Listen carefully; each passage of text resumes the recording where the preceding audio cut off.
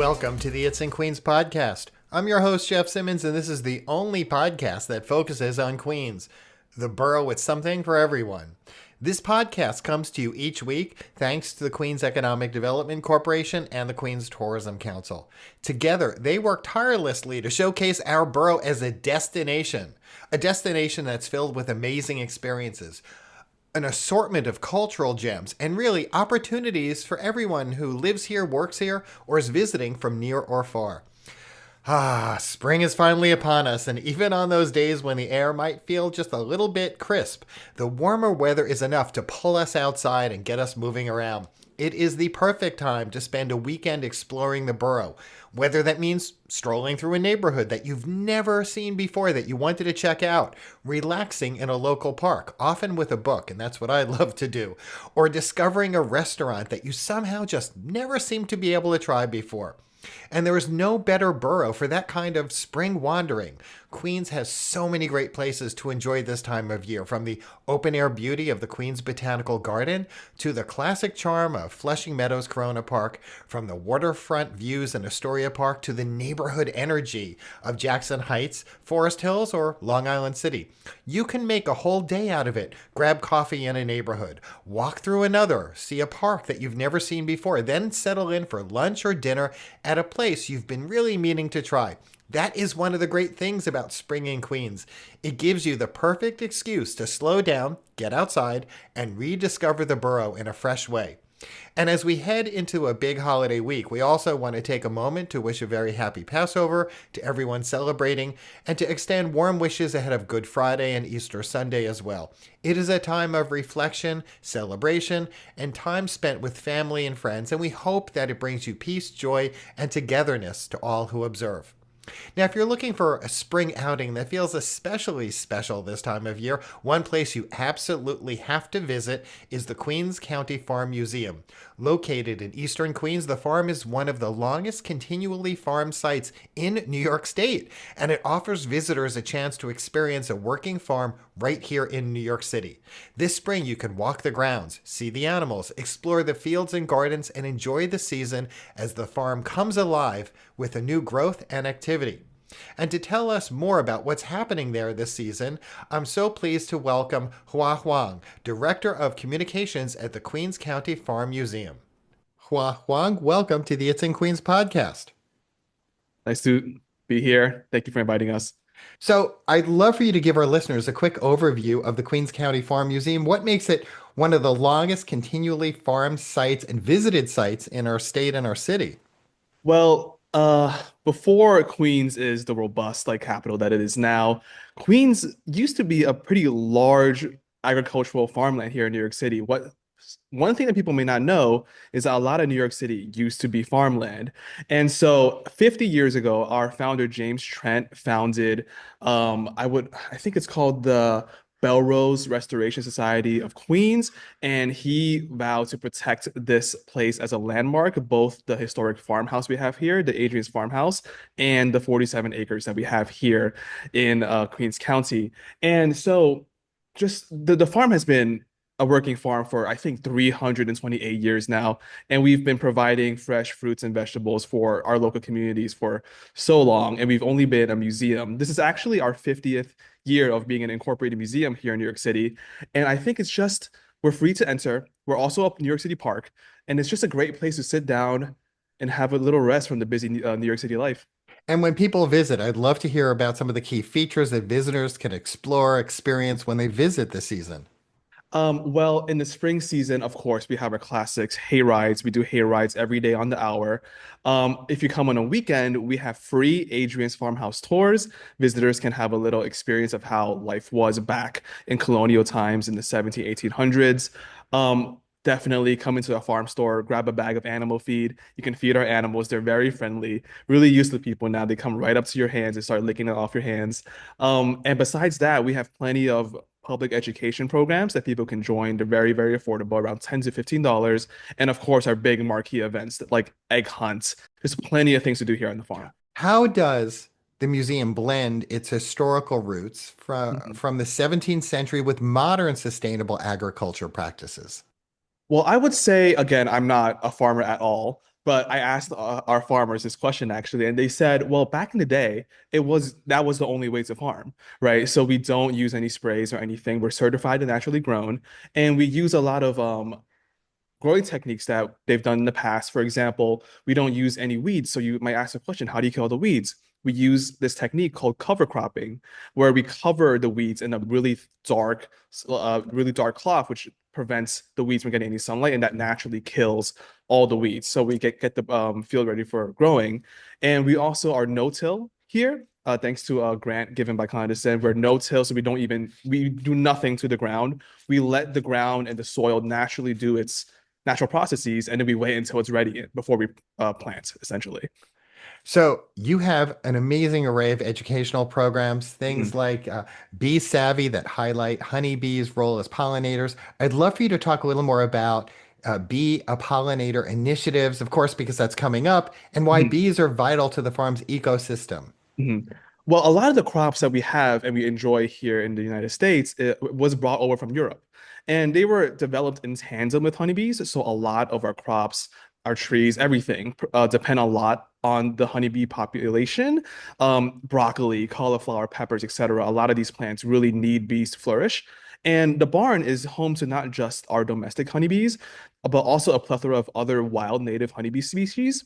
And these species aren't really known about. And so we do tell the story to a lot of the kids who come to the farm for field trips because I think it's so important for kids nowadays to understand where their food comes from, right? I mean, bees do they don't just carry pollen from one plant to another. Some bees do what's called buzz pollination, where their vibrations shake pollen loose from tomato flowers, so they naturally disperse in the wind.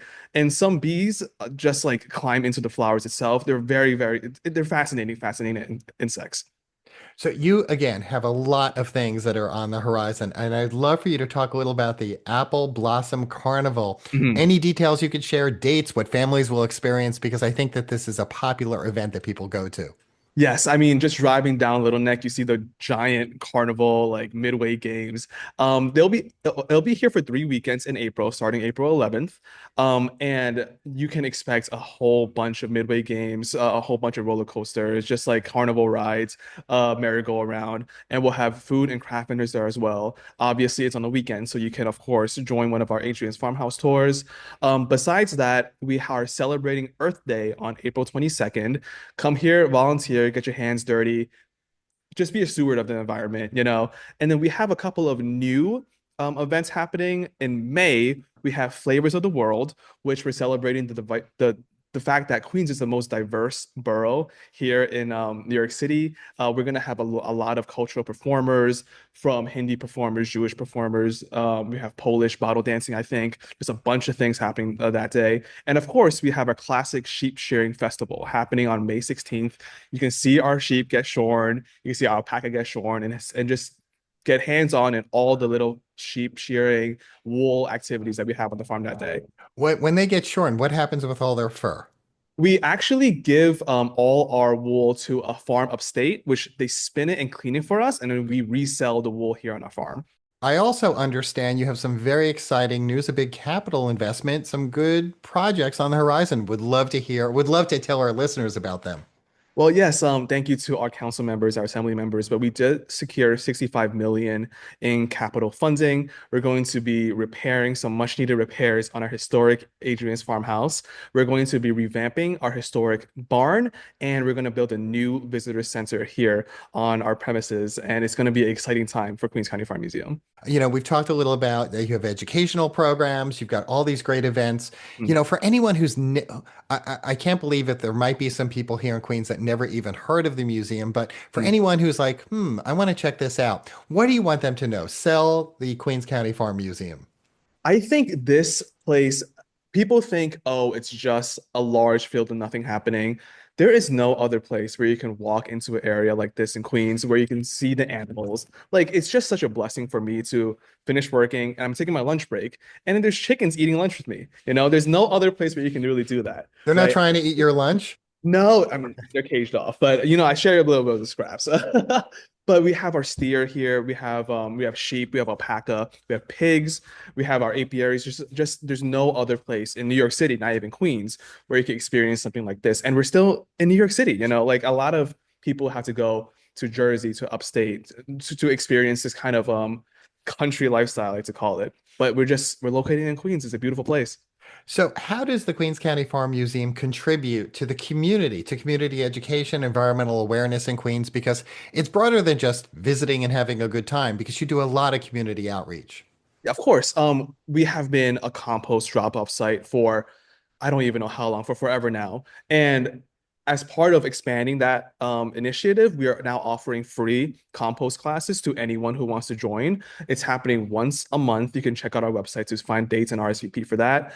And we also are starting to do free educational classes every I think it really depends on when the lecturers are free, but we have one coming up soon in which we're talking about the Newton Pippin apple, which is an apple that's actually based here and was I don't want to say invented or created, but it was based in Queens, and it was actually the apple that George Washington and Thomas Jefferson had on their farm when they were still owning farms and still here. So And before I let you go, please let our listeners know where they should go if they want to learn more about your programming, events, and they actually want to, buy tickets.